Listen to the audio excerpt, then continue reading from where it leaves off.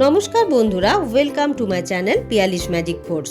আরও একটি নতুন রেসিপিতে আপনাদের সকলকে স্বাগত জানাই। এই প্রচণ্ড ঠান্ডার মধ্যে আজকে দারুণ একটা গরম গরম স্যুপের রেসিপি আপনাদের সাথে শেয়ার করব, যেটা ভিটামিন সিতে ভরপুর, খেতেও কিন্তু খুবই অসাধারণ। স্যুপটি বানানোর জন্য প্রথমে একটি পাত্র নিয়ে নিলাম। 1 চা চামচের মতো দিয়ে দিলাম এখানে রাইস ব্র্যান অয়েল। আপনারা ইচ্ছে করলে সাদা তেল বা বাটারও ব্যবহার করতে পারেন। এরপর এর মধ্যে কুচি করে রাখা আদা এবং রসুন দিয়ে দিলাম। হালকা একটুখানি ভেজে নিয়ে এর মধ্যে দিয়ে দিচ্ছি কুচি করে রাখা একখানা পেঁয়াজ। সমস্তগুলোকে ভালো করে সটে করে নিচ্ছি। এরপর কাঁচা লঙ্কা কুচি এবং ধনে পাতার যে পাতা ছাড়া যে ডাঁটিগুলো সেটাকে কুচি করে রেখেছিলাম, সেটাও এই স্যুপের মধ্যে দিয়ে দিলাম কুচি করে রাখা স্প্রিং অনিয়ন বা পেঁয়াজ কলি। সমস্তটাকে হালকা করে ভেজে নিচ্ছি। যেহেতু 1 চা চামচের মতো তেল দিয়েছি, তাই কম আঁচে কিন্তু এগুলোকে ভাজতে হবে, না হলে তলায় লেগে যেতে পারে। দেখুন এর মধ্যে এগুলো সুন্দরভাবে ভাজা হয়ে গেল। এরপর এর মধ্যে বেশ খানিকটা জল দিয়ে দেব। সবজির পরিমাণগুলো আপনারা নিজেদের ইচ্ছে মতো কম বেশি করতে পারেন। দিয়ে দিলাম কাঁচা লঙ্কা কুচি এবং গাজর কুচি।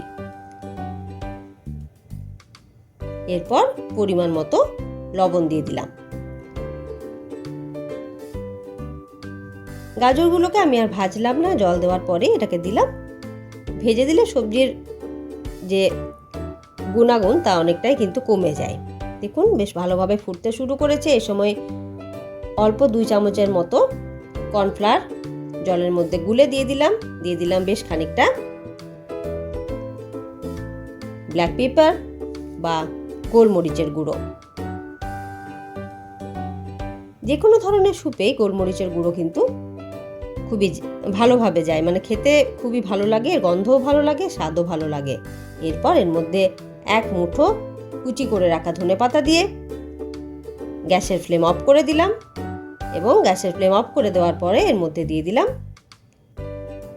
লেবুর রস।